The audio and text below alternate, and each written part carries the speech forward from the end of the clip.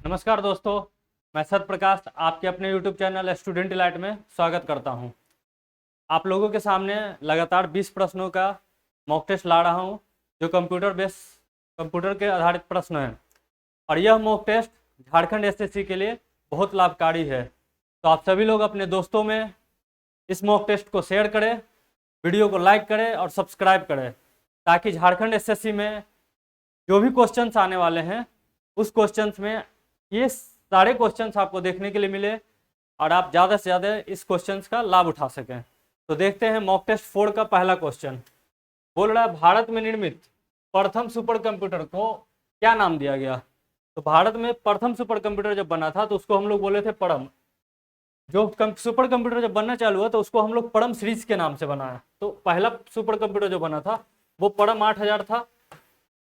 अच्छा, परम 8000 था। परम जो सुपर कंप्यूटर था, इसको बनाया कौन था? इसको बनाया था भारत के महान वैज्ञानिक डॉक्टर विजय भटकर। किसने बनाया था? डॉक्टर विजय भटकर।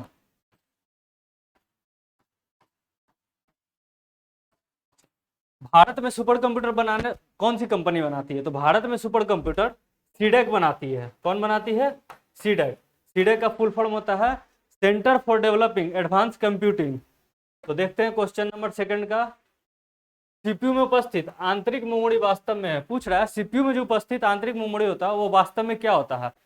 तो जो आंतरिक मेमोरी होता है वास्तव में रजिस्टर का समूह होता है। क्या होता है? रजिस्टर का समूह। यानी क्वेश्चन नंबर 2 का ऑप्शन नंबर ए सही आंसर। क्वेश्चन नंबर 3, कंप्यूटर में सेंट्रल प्रोसेसिंग यूनिट क्या सेंट्रल प्रोसेसिंग यूनिट के अंतर्गत आते हैं। पूछ रहा है जो कंप्यूटर में सेंट्रल प्रोसेसिंग यूनिट है उसके अंतर्गत क्या क्या चीज आते हैं। तो देखिए, उसके अंतर्गत स्टोरेज डिवाइस आता है जिसको हम लोग मेमोरी बोलते हैं। दूसरा अर्थमेटिक और लॉजिकल यूनिट आते हैं, इसको हम लोग एएलयू बोलते हैं। तीसरा आता है कंट्रोल यूनिट, इसको हम लोग सीयू बोलते हैं। यानी क्वेश्चन नंबर 3, प्रोसेसिंग यूनिट के अंतर्गत क्या क्या आते हैं? स्टोरेज आते हैं, arithmetic and logical unit and control unit. यानी ऑप्शन नंबर डी सही आंसर। क्वेश्चन नंबर 4 की ओर चलते हैं। कंप्यूटर में स्मृति के प्रकार हैं। पूछ रहा है जो कंप्यूटर हम लोग के पास है उसमें मेमोरी का काम कौन कौन करता है। तो देखिए, कंप्यूटर हो या फिर जो भी मेमोरी डिवाइस है उसमें सेमीकंडक्टर भी होते हैं, मैग्नेटिक भी होते हैं और ऑप्टिकल भी होते हैं। ये 3 प्रकार के होते हैं, लेकिन सर्वर नहीं होते हैं। सर्वर एक इंटरफेस से दूसरे इंटरफेस से कनेक्ट करने की विधि है। तो इस प्रकार से ऑप्शन देखिएगा तो option number C 1 2 4, option number C 1 2 4 आपका सही आंसर है। क्वेश्चन नंबर 5 की ओर चलते हैं। निम्नलिखित में से कौन सा इनपुट डिवाइस प्रकाश का संवेदन, क्या पूछ रहा है? प्रकाश का संवेदन कर सकता है। ठीक है, और इसका उपयोग वीडियो स्क्रीन पर स्पॉट को इंगित करने के लिए किया जाता है। स्पॉट को इंगित करने के लिए किया जाता है। तो इसका आंसर देखिएगा तो क्या होगा? माउस नहीं, प्लॉटर ये आउटपुट डिवाइस है। जॉयस्टिक ये तो गेम में यूज करता है, ये भी नहीं। लाइट पेन एक डिवाइस है, क्वेश्चन के अनुसार थे कि डिवाइस प्रकाश का संवेदन कर सकता है और इसका उपयोग वीडियो स्क्रीन पर स्पॉट को इंगित करने के लिए किया जाता है। इसके लिए हम लोग लाइट पेन यूज करते हैं। यानी क्वेश्चन नंबर 5 का ऑप्शन नंबर डी सही आंसर। क्वेश्चन नंबर 6, गायरोस्कोप, क्या पूछ रहा है? गायरोस्कोप के सिद्धांत का प्रयोग ... में नहीं किया जाता है। यानी पूछ रहा है कि जो गायरोस्कोप है इसका सिद्धांत का प्रयोग किसमें नहीं किया जाता है। इसका प्रयोग हम लोग इंजेक्टर प्रिंटर में नहीं करते, इंजेक्ट प्रिंटर में नहीं करते हैं। इसमें नहीं करते, इंजेक्ट प्रिंटर में नहीं करते हैं। क्वेश्चन नंबर 7, ओपन प्रिंट, बोल रहा है ओपन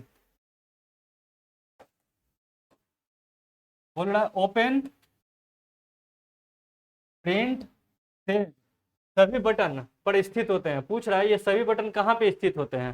तो ये सभी बटन टाइटल बार पे स्थित होते हैं।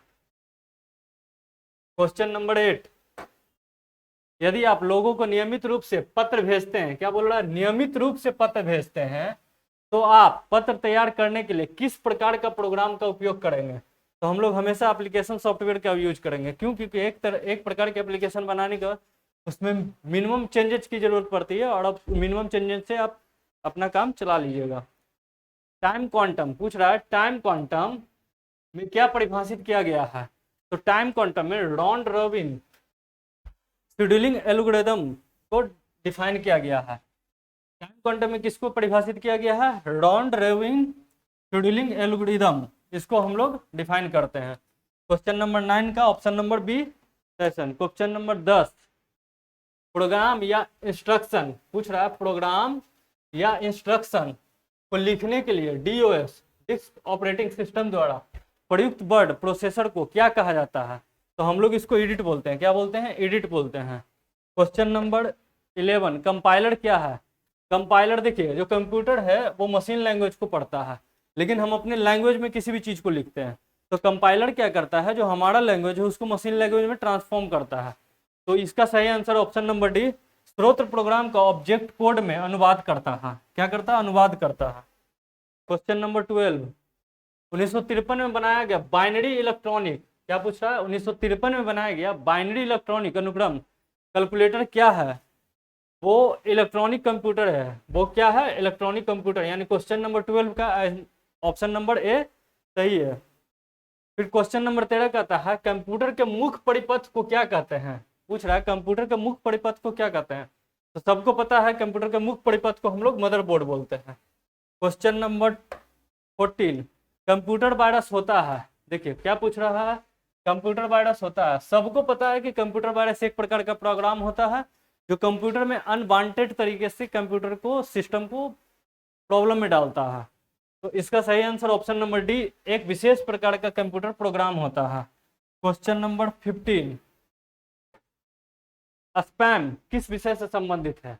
देखिए स्पैम कंप्यूटर से संबंधित है। कंप्यूटर में खास करके ईमेल या जीमेल जो आप लोग बोलते हैं उससे संबंधित है। स्पैम एक ऐसा मतलब मैसेज होता है जो आप ना चाहते हैं और आपके पास आता है। क्वेश्चन नंबर 17, माइक्रोसॉफ्ट ऑफिस, क्या पूछ रहा है? माइक्रोसॉफ्ट ऑफिस वर्ड डॉक्यूमेंट का नाम और टास्क बार दोनों में डिस्प्ले होता है। किन दोनों में डिस्प्ले होता है? तो टाइटल बार में डिस्प्ले होता है।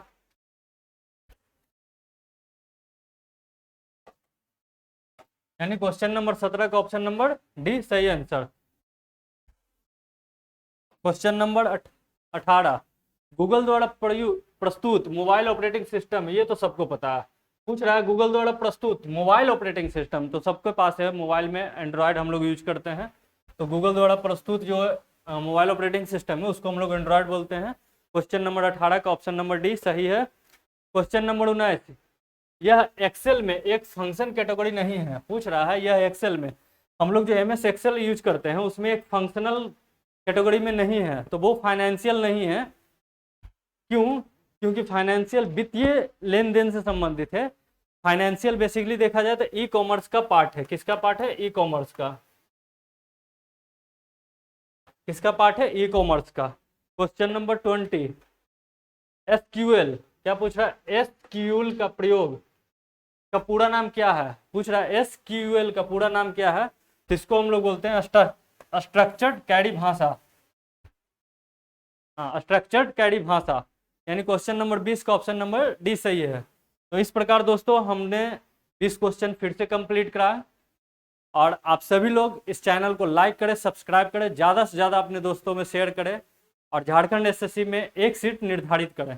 थैंक यू दोस्तों। जय हिंद दोस्तों।